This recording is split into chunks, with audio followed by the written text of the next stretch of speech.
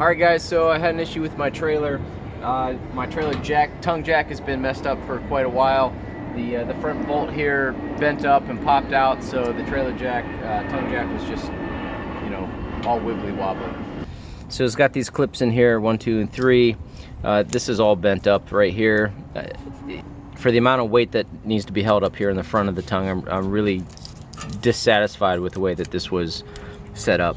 So I'm gonna see if I can fix it, make it better.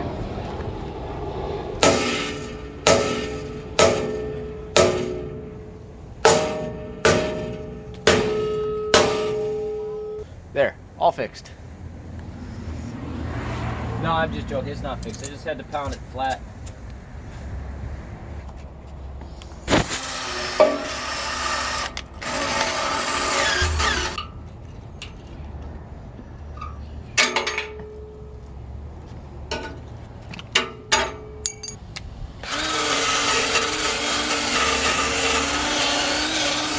Alright, so just to point this out again, these 3 clips into these 3 holes is basically what's holding all the weight on this tongue jack.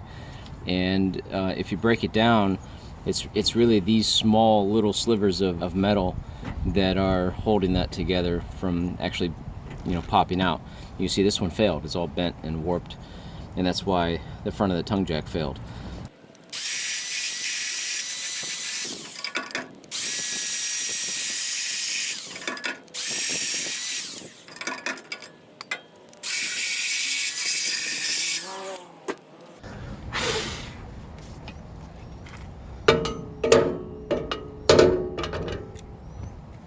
Alright, so what I've ended up doing here is going to weld this in place. If I ever need to replace this, I'll just have to cut the welds.